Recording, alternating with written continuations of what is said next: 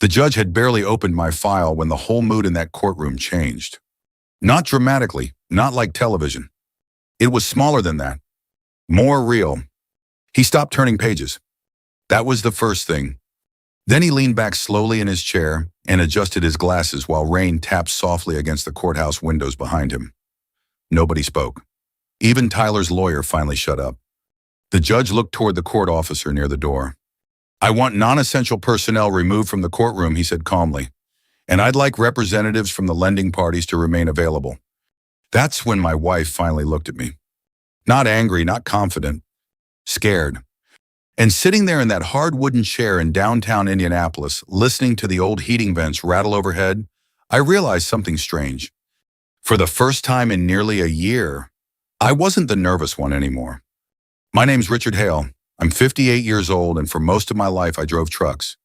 Not because I loved it, because it paid the bills. I started with one used Freightliner back in 1993, paid $14,000 cash for it after borrowing money from my uncle and selling a fishing boat I couldn't afford to keep anyway. The sleeper cab heater barely worked that first winter. I still remember waking up outside Terre Haute with ice frozen inside the windshield. I slept wearing gloves some nights, ate gas station sausage biscuits that tasted like cardboard, learned how to repair frozen brake lines myself because I couldn't pay mechanics every time something broke. You do enough winters in the Midwest, your hands stop looking normal after a while. Mine still carry scars across the knuckles. By the time I turned 50, I finally had something solid. 23 trucks, contracts running freight through Indiana, Ohio, Illinois, and Kentucky. Nothing flashy. Mostly warehouse goods, farm equipment, machine parts. The kind of business nobody notices unless it stops working. And honestly, that was fine with me. I wasn't trying to get rich anymore. I just wanted peace. A smaller workload. Maybe retire in 5 or 6 years. Spend more time fishing. Maybe help my daughter Emily and her little boy someday with college money. That was the plan anyway. Then Tyler happened. Now technically, Tyler wasn't my son. He was Denise's son from her first marriage. 31 years old. Good-looking kid, I'll give him that. Sharp smile, knew how to talk fast, always smelled expensive somehow even when he was broke. Especially when he was broke. I met Denise 11 years ago at a church fundraiser in Carmel. We were both divorced, both lonely in ways people don't like admitting after 50. She made life feel warm again. That matters more than people realize at our age. She laughed easily, made homemade chicken and dumplings when I worked late, rubbed my shoulders when my back locked up after long drives.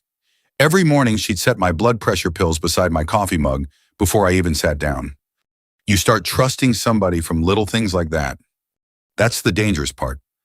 Tyler acted respectful in the beginning, called me sir, helped around the warehouse occasionally, told people he admired what I built. I believed him. God help me, I really did.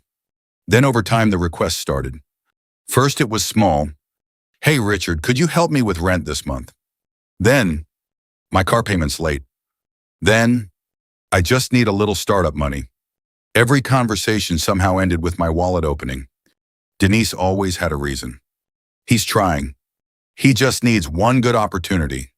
He didn't have your discipline growing up. Meanwhile, Tyler posted pictures online holding champagne glasses in rooftop bars I knew he couldn't afford. Miami, Scottsdale, Nashville. Always talking about multiple income streams and financial freedom while borrowing money from everybody around him. I remember standing in my warehouse office one February morning while diesel fumes drifted through the loading bay, watching one of Tyler's Instagram videos. He was renting some Lamborghini outside a casino in Florida. The caption said, "Built, not given."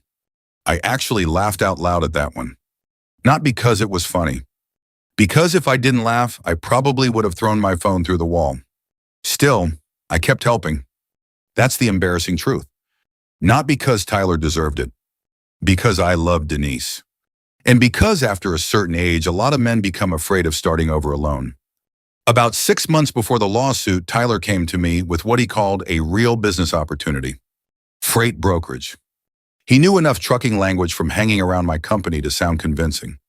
He said he had investors lined up. Said he just needed help getting contracts moving.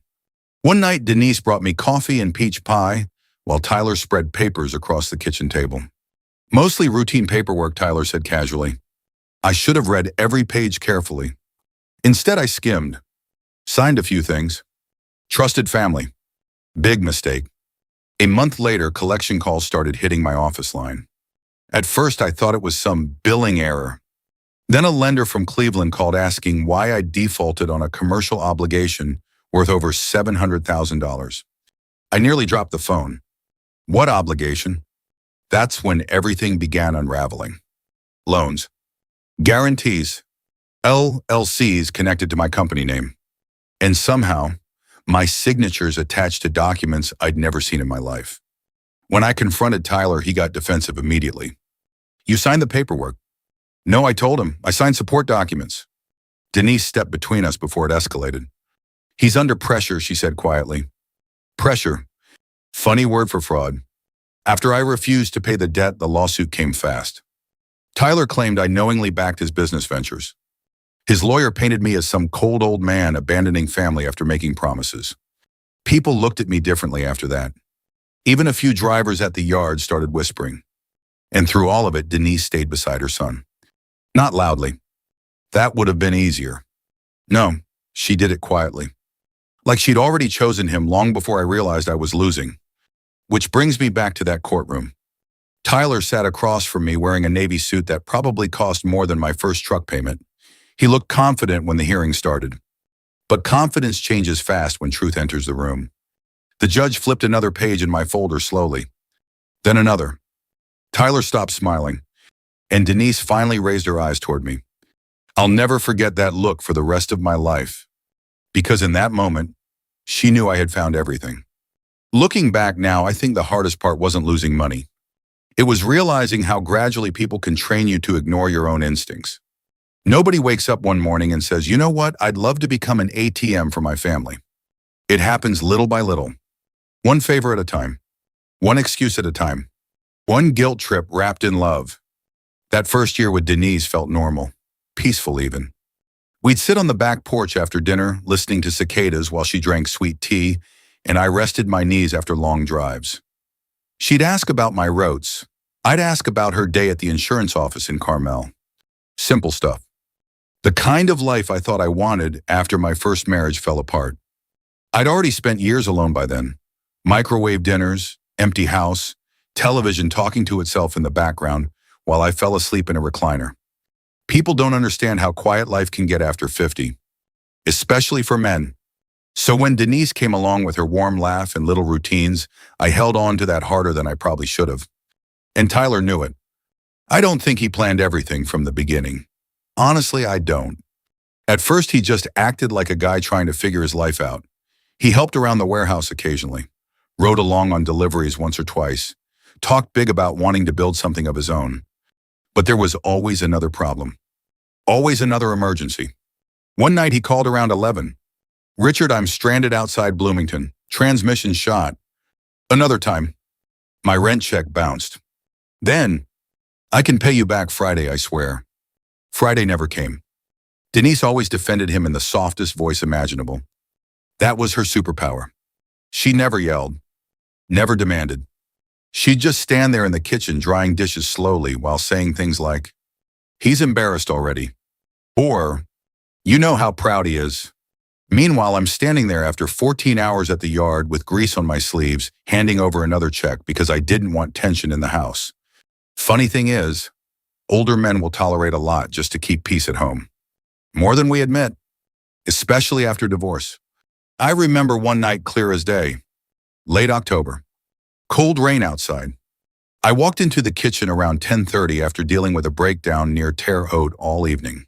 Denise had left a plate in the microwave for me. Meatloaf. Mashed potatoes.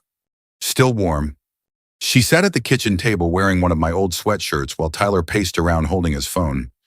Bad timing, Tyler muttered. That sentence alone usually meant money. Turns out he owed nearly 12 grand on sports betting apps. $12,000. On football games. I stared at him across the kitchen island, wondering how a grown man could destroy money that fast. I can't keep doing this, I said quietly. Tyler rolled his eyes immediately. You act like I'm asking for $1 million. No, I said. You're asking like it's normal. Denise stepped in before things escalated. He's my son, Richard. There it was again. That sentence. Like motherhood itself erased responsibility. I remember looking at her while the microwave clock blinked 10:47 in the dark kitchen. When does helping stop being helping, I asked. Neither of them answered. A few days later, Tyler posted photos from a rooftop bar in Chicago, holding a bottle of tequila that probably cost $600. I sat in my truck outside Lafayette staring at the picture during a fuel stop. One of my drivers walked past and chuckled. You're a boy living good, boss. I forced a smile. But inside, I felt something sour twisting in my stomach, because I knew exactly where that money came from. Things got worse after Tyler discovered social media entrepreneur culture. Suddenly, every conversation sounded like a podcast. Passive income, scaling opportunity, leveraging assets. The kid could barely balance his checking account, but online he acted like Warren Buffett with hair gel. Meanwhile, I was waking up at 4:45 every morning, checking weather reports and dispatch schedules while trying to keep 23 trucks moving through Midwest winters.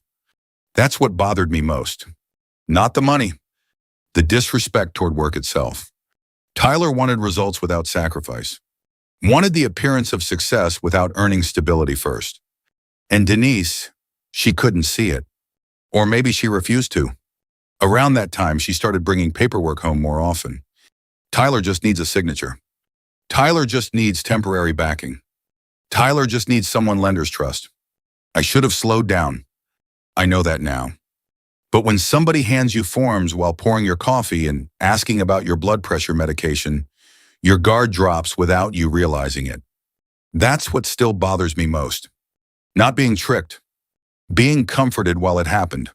One evening, she brought me homemade peach pie while Tyler spread documents across the dining room table. Mostly procedural stuff, Tyler said casually. I skimmed a few pages while eating dessert. Business support agreements. Freight brokerage startup. Temporary guarantees. Nothing sounded insane in the moment. Especially because Tyler used trucking terminology he'd learned from hanging around my company. Looking back, I think they counted on exhaustion. Counted on routine. Counted on trust. And they were right. A month later, the collection calls began. Then came the lenders. One afternoon, 2 men in dark jackets showed up at my warehouse asking about outstanding obligations tied to Hale Transport Logistics. My dispatcher, Manny, pulled me aside afterward. Boss, he said carefully, something feels off here. Manny had worked with me 15 years, quiet guy, former Army mechanic, not dramatic. That's why I listen. What do you mean? He lowered his voice. They knew too much, account numbers, routes, company details. That night, I stayed late at the office after everybody left. Rain hit the warehouse roof while trucks hummed quietly outside in the yard. I started going through copies of loan paperwork for the first time carefully. Page after page. Signature after signature. Then I found one that made my chest tighten. At first glance, it looked exactly like mine. But something felt wrong. Too smooth. Too perfect. See, after 30 years signing freight documents in truck stops, warehouses freezing loading docks, your signature gets sloppy in places, small inconsistencies, pressure marks. This signature looked practiced. Like somebody studied it. I pulled out an old tax return from my desk drawer and placed both papers under the lamp. That's when my stomach dropped completely. Whoever copied my name had traced it. And suddenly every quiet moment from the past year started replaying differently in my head. The coffee, the pie, the paperwork, the smiles, all of it. I sat alone in that warehouse office until almost 2 a.m, listening to rain hit the metal roof while realization settled into my bones. Somewhere along the way, I had stopped being Denise's husband and become their financial safety net. I didn't sleep that night. Not really. I sat in my warehouse office until almost dawn, staring at those signatures, while trucks idled outside waiting for morning dispatch. Every few minutes, I'd convince myself there had to be some explanation. Maybe Tyler copied paperwork wrong. Maybe Denise didn't understand what she signed. Maybe I was overreacting. Funny how your brain fights the truth when your heart isn't ready for it.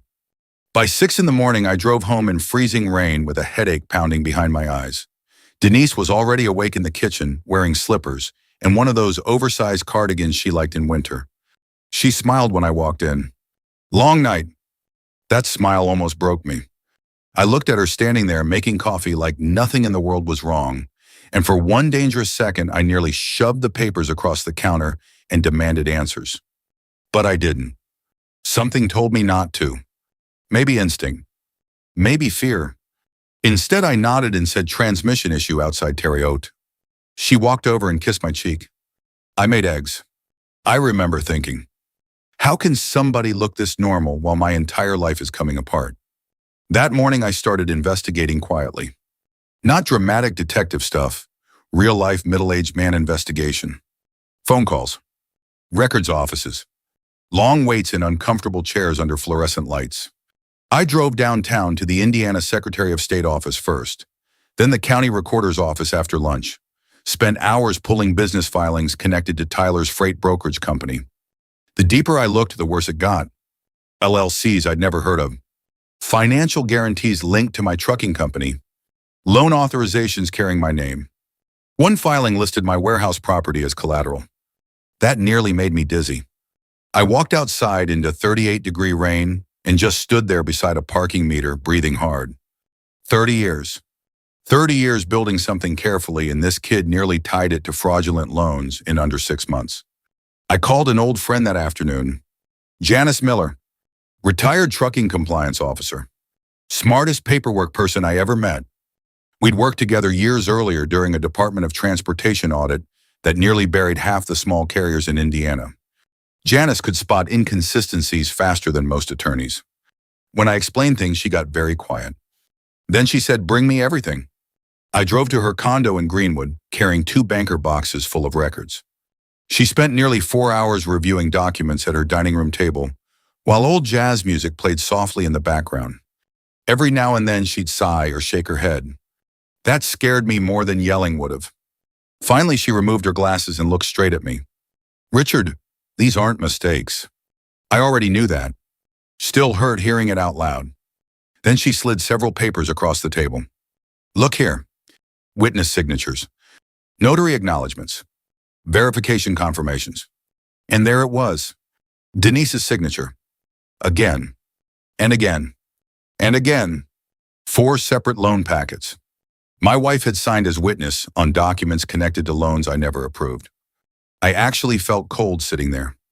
Not angry at first. Cold. Like somebody opened a door inside my chest during winter. Janice asked softly, did she know what these were?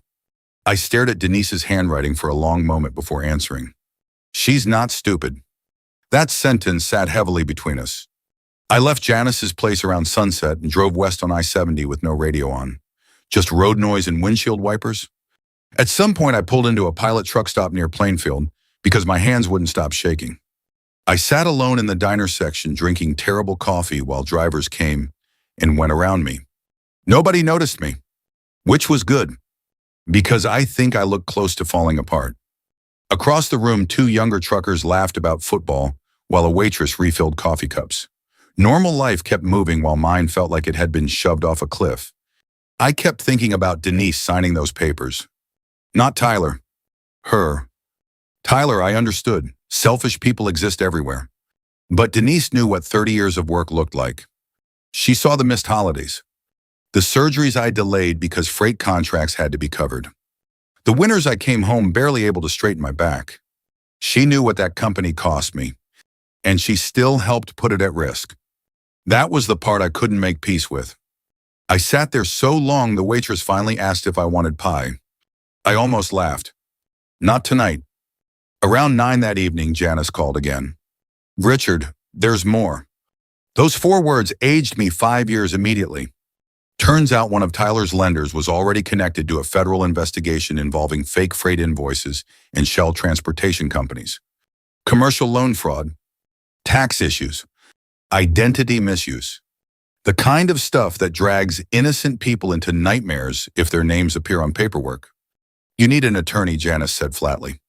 "I can't afford some giant legal battle." "You can't afford not to." She was right. But honestly, the money wasn't even my biggest fear anymore. It was shame. People underestimate how powerful embarrassment becomes after 50.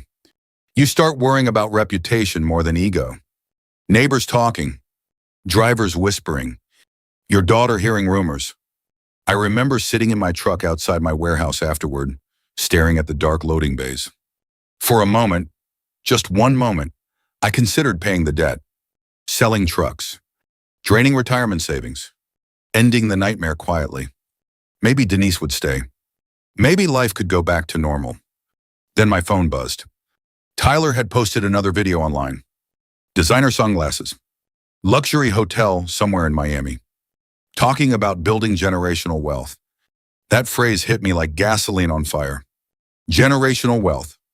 I looked around my freezing warehouse lot at the trucks I'd spent decades paying off. The company I built while missing birthdays and funerals and sleep. And suddenly something inside me hardened. Because Tyler didn't build anything. He consumed things.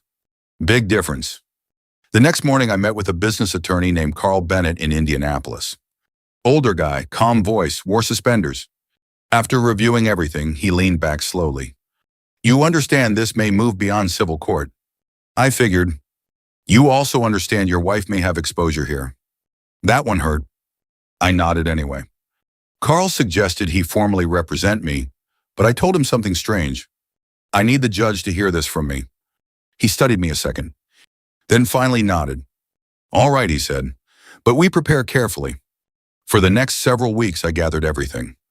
Fuel receipts, dispatch logs, GPS records, loan timelines, emails, business filings, motel timestamps.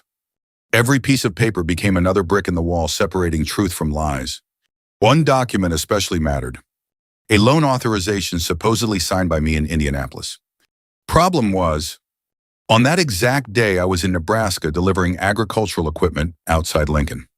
And unlike Tyler Trucker's document everything, DOT logs, fuel receipts, motel check-ins, time-stamped dispatch records. The evidence didn't just prove I was innocent, it proved somebody assumed I'd never fight back.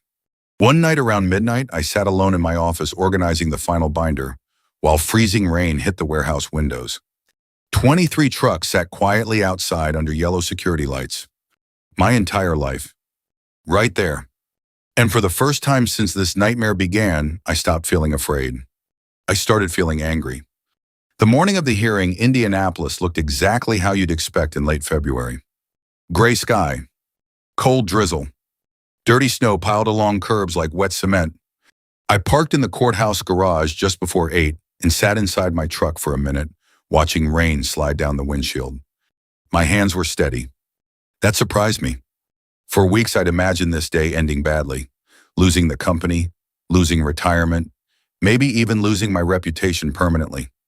But something changes in a man once he's already accepted the worst possibility. Fear loses some of its grip. I grabbed the thick black binder from the passenger seat and headed inside. The courthouse smelled like burnt coffee, wet coats, and old paper.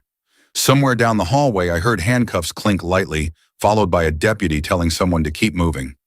Real courthouse sounds. Not television. I found Courtroom 4B halfway down the hall.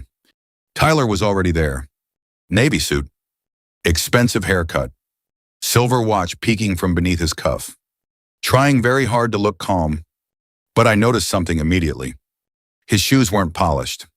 Scuffed near the toes. Maybe that sounds small, but people falling apart always miss little things first. Denise sat beside him wearing a cream-colored sweater I'd bought her 2 Christmases ago. She looked exhausted, eyes swollen, fingers twisting nervously around a tissue. When she finally glanced at me, it lasted maybe half a second. Then she looked away again. That hurt more than yelling probably would have. Tyler's attorney approached me before the hearing started. Tall guy, expensive suit, hair slicked back too perfectly. Mr. Hale, he said quietly, there's still time to resolve this privately. Meaning, pay quietly, protect family appearances, swallow the damage. I almost did it. That's the truth nobody likes admitting. For about 5 seconds standing there beneath flickering courthouse lights while strangers shuffled papers around me, I seriously considered surrendering. At my age, peace starts sounding more valuable than pride. Then I remembered Denise signing those documents. And Tyler smiling beside a rented Lamborghini online while using my company name as collateral. No, I said simply. The lawyer gave a disappointed little nod like a salesman losing commission. Very well. We entered the courtroom a few minutes later. Old wooden benches, buzzing fluorescent lights. The judge looked tired before we even began. Tyler's side went first. Their entire argument depended on one idea. That I knowingly backed Tyler's business ventures, then changed my mind after the debt became overwhelming.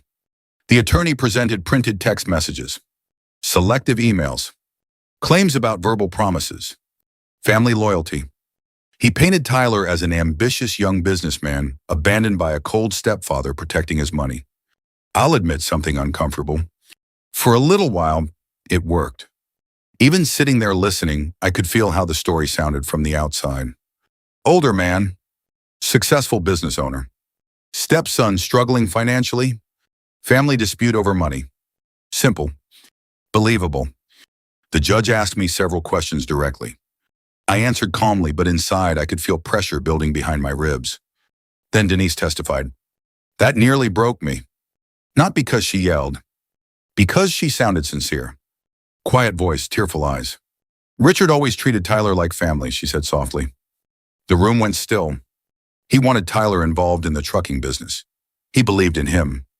Part of that was true, which made it worse. Because real lies usually hide inside partial truths. She looked toward me briefly before continuing. I think things just got out of control. Out of control. Like this whole disaster was weather nobody caused.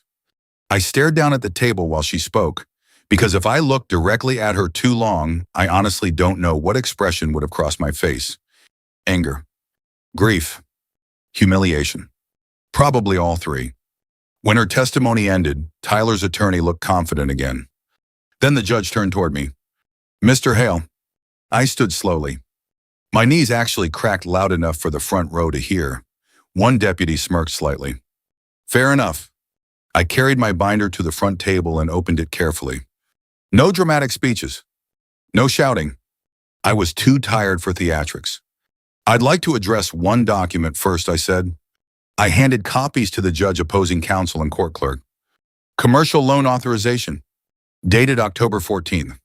Signed supposedly by me in Indianapolis. The attorney nodded immediately. Yes, one of several guarantees. I looked at him. No, I said calmly, it's fraud. The attorney sighed like he'd heard this before. Then I opened another section of the binder. October 14th, I continued I was in Nebraska delivering agricultural equipment outside Lincoln. The judge looked up slightly. I kept going. Page 12 contains my Department of Transportation logbook. Page 13 shows fuel purchases in Kearney, Nebraska. Page 14 is motel check-in confirmation, time-stamped 9:18 p.m. The courtroom got quieter with every sentence. I handed another page forward. Dispatch GPS records are highlighted in yellow. Tyler shifted in his chair for the first time. His attorney flipped pages faster now. I wasn't finished. Page 22 contains a notarized filing connected to Hale Transport Logistics, I said. The judge studied the page silently, then looked toward Tyler's attorney.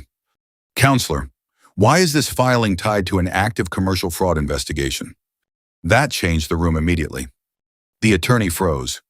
Just for a second. But everybody noticed. Especially me. Tyler stopped looking confident after that. He started whispering aggressively toward his lawyer, while Denise gripped the edge of the table so tightly her knuckles turned white. Then I handed over the emails. That was the part Denise never expected me to find. Messages between her and Tyler discussing paperwork. Nothing openly criminal. But enough. Enough to show manipulation. One line especially stood out. Don't overload him with details after work. He signs faster when he's tired. The judge read that line twice. Slowly. Nobody moved. Not even Tyler. Outside rain tapped softly against courthouse windows while somebody coughed near the back row. The attorney tried recovering. Your Honor, these emails are being interpreted unfairly. The judge raised one hand. Silence.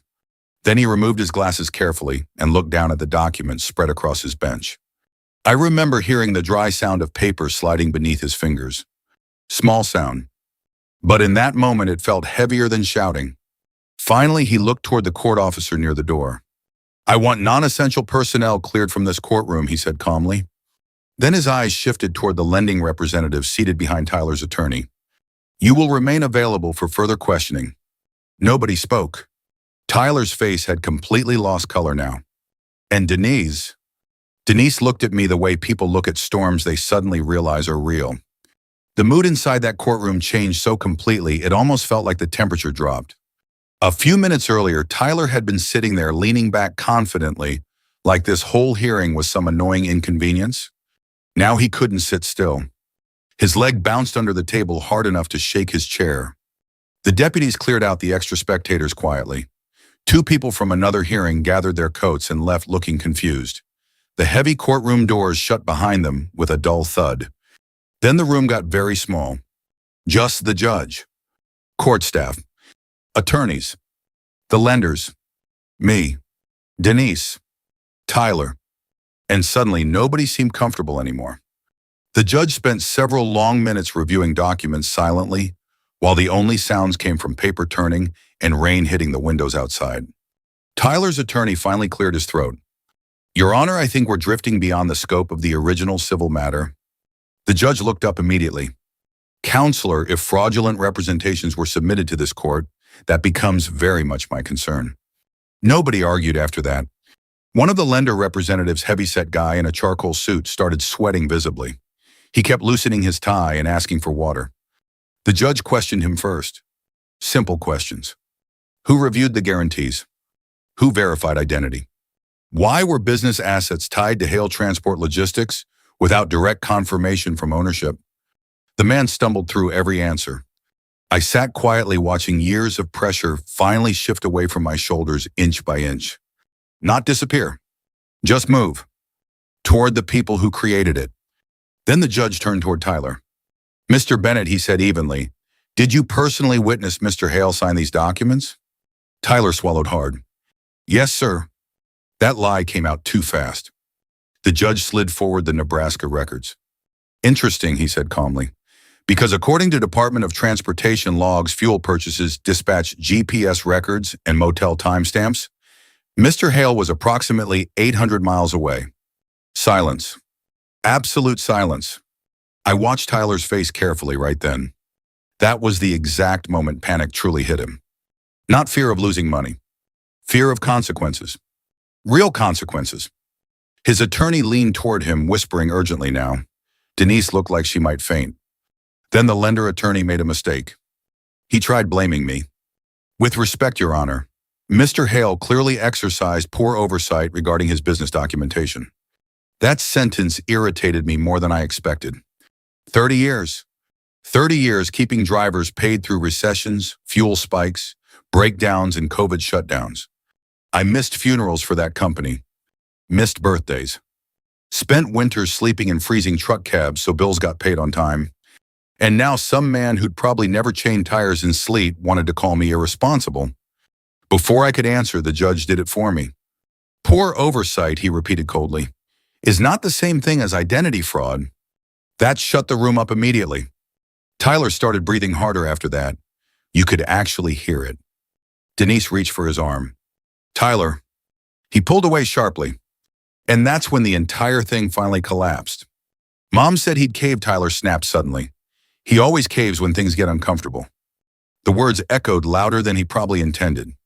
Even he realized it immediately. Too late. Denise closed her eyes like she'd just been slapped. The judge leaned back slowly in his chair. "Well," he said quietly, "that's illuminating." Tyler's attorney looked ready to crawl under the table. I didn't feel victorious hearing it. That's important to understand. People imagine revenge feels exciting. Most of the time, it just feels sad. Because once the truth finally arrives, you're still left staring at people you once loved. The judge continued reviewing documents another several minutes while nobody dared speak unnecessarily. Then he focused on Denise. "Mrs. Hale," he said, "did you witness your husband knowingly authorize these loans?" Denise looked toward Tyler first.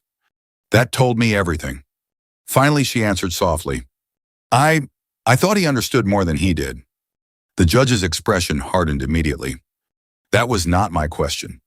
She started crying then, quietly at first. The kind of crying older people do when they're trying not to completely lose control in public. I should have felt satisfaction. Instead, I just felt tired. Deep tired. The kind that settles behind your ribs. The judge suspended the hearing shortly afterward.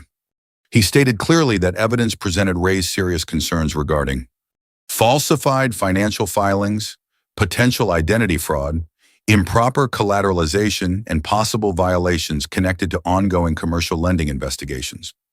The matter would be referred for additional review. No dramatic arrests happen. Real life usually isn't that cinematic. Nobody got dragged out in handcuffs. But the shift was obvious. The lenders suddenly stopped looking at me like the problem and started looking at Tyler. That alone changed everything. As court staff gathered documents, Tyler sat motionless, staring at the table. No confidence left. No entrepreneur swagger. Just a scared 31-year-old realizing the internet lifestyle he built might actually collapse in the real world. Funny thing, for months I'd imagined screaming at him if I ever got the chance. In reality, I barely wanted to look at him anymore. Denise finally stood slowly beside the table. She looked smaller somehow, older. The hearing had drained something out of her. As people began filing toward the hallway, she touched my sleeve gently for the first time in weeks. Richard, I stopped walking. Not because I wanted to, because 11 years doesn't disappear instantly. She looked up at me with swollen eyes. I never thought it would go this far. I studied her face for a long second. And honestly, I believed her. That was the tragedy of it. I don't think Denise planned to destroy my life from the beginning. I think she spent years protecting Tyler, one bad decision at a time, until she couldn't tell right from wrong anymore. Parents can do that sometimes, especially when guilt gets mixed with love. But understanding somebody doesn't erase damage. I gently removed her hand from my sleeve. Not angrily, just carefully. Then I walked away. The parking garage outside the courthouse smelled like wet concrete and motor oil. Rain hammered against the ramps overhead, while traffic hissed through downtown streets beyond the entrance. I stood beside my truck for a long moment without getting in. No phone calls. No demands. No lenders threatening lawsuits. Just rain. And silence. For the first time in nearly a year, nobody needed something from me. And I realized how long it had been since I felt that. About 8 months after the hearing, I sold truck number 14, old Freightliner Cascadia. 860,000 miles on it. Transmission needed work again, and honestly, 10 years earlier, I probably would have rebuilt the thing myself just to keep another truck running. But by then, I was tired of fighting every battle. That's one thing nobody tells you about getting older. Peace starts becoming more valuable than expansion. More valuable than proving yourself. So I downsized. Sold 8 trucks total over that summer. Cut back routes. Kept only the contracts that actually made money instead of the ones that just kept me stressed and awake at night. A few drivers moved on. The loyal ones stayed. Manny stayed. That mattered to me more than he probably realized. I moved into a smaller place outside Plainfield not long after the divorce finalized. Nothing fancy. Small backyard, quiet neighborhood, a garage barely big enough for my fishing gear and tools. First night there felt strange. No television noise from another room. No footsteps upstairs. No tension either. Just silence. Funny thing about silence, it can feel lonely or peaceful depending on what you just escaped from. For me, it slowly became peaceful. The legal mess kept moving without me needing to chase it anymore. Tyler ended up facing multiple financial investigations tied to the lenders and fraudulent filings. Last I heard, his attorneys were trying to negotiate charges down before trial. I didn't follow it closely. I stopped wanting updates after a while. There's a point where anger burns itself out and leaves behind something quieter. Exhaustion, maybe, or acceptance. Probably both. Denise emailed several times over those months, usually late at night. You can tell a lot about somebody by the hour they choose to apologize. Her messages were long, emotional, sometimes confusing. One blamed Tyler's manipulation. Another blamed herself. One simply said, "I miss our old life." That one sat with me a while, because I missed parts of it too. That's the uncomfortable truth people don't like hearing in stories like this. Bad relationships aren't bad every minute. If they were, nobody would stay. I never replied to the emails. Not because I hated her, because I finally understood something important. Forgiveness and reconciliation are not the same thing. Around September, Denise called unexpectedly while I was sitting outside a bait shop near Eagle Creek Reservoir. Her voice sounded smaller than I remembered. Tyler had drained most of her savings by then, trying to cover legal expenses and debts. She was leaving the house. Needed help securing an apartment. For a second, old instincts kicked in immediately. Fix it. Rescue everybody. Keep peace. That reflex had controlled half my adult life. But this time felt different. I told her I'd help with the deposit for a modest apartment. One time, no arguments, no conditions. She cried quietly over the phone. Why would you still help me after everything? I remember staring out across the gray water before answering. Because helping somebody once is different than carrying them forever. Long silence after that. Then she whispered, I'm sorry, Richard. And for the first time since all this started, I think she truly meant it. I helped her move 2 weeks later. Small apartment on the west side of Indianapolis. Nothing terrible. Nothing special either. Mostly empty rooms and tired carpeting. We carried boxes upstairs, mostly in silence. At one point, she stopped in the kitchen holding an old frame photo from our first vacation together in Tennessee. You remember this cabin? She asked softly. I did. Smoky Mountains. Rainstorm. Cheap whiskey on the porch. Back when life still felt simple. She looked at me carefully. We could still fix things. That sentence hurt more than I expected. Because part of me wanted to believe it. 11 years is a long time to erase. But some damage changes shape permanently once trust disappears. I shook my head gently. No, I said, I don't think we can. She cried quietly after that, while I carried the last box inside. And strangely enough, I didn't feel anger walking away. Just sadness. Clean sadness. The kind that finally tells the truth after years of excuses. Life settled into routine after that. Mornings at the diner off Route 40. Coffee with truckers before sunrise. Fishing on weekends. Less money coming in, maybe, but less pressure too. One October morning, a younger driver named Caleb sat across from me at breakfast, asking questions about financing equipment for his first independent route. Good kid, 27 maybe. Ambitious without being arrogant. I listened a while before telling him something I wish somebody had told me years earlier. Never mix guilt with money, I said. He frowned slightly. What do you mean? I stirred cream into my coffee slowly. If somebody makes you feel guilty for protecting what you worked your whole life to build, be careful. He nodded like he understood part of it. Maybe one day he will fully. That afternoon, I drove one of the older trucks west on I-70 just to clear my head. Windows cracked slightly. Cool autumn air. Country radio playing low through worn speakers. Fields stretched gold beneath the sunset, while semis rolled steadily across the interstate beside me. For the first time in years, I wasn't rushing toward another crisis. Wasn't trying to rescue somebody. Wasn't carrying people who refused to carry themselves. I thought about Tyler. About Denise. About all the moments I ignored my instincts because I was afraid of losing people. Truth is, some people don't leave because you stop helping them. They leave because helping them was the only thing keeping the relationship alive. That realization took me nearly 60 years to learn. As the sun dropped lower across the Indiana fields, I rested one hand on the steering wheel and listened to the steady hum of the engine beneath me. Same sound that carried me through most of my life. And somewhere out there between Indianapolis and the fading orange horizon, I realized something simple. I didn't win anything back that year.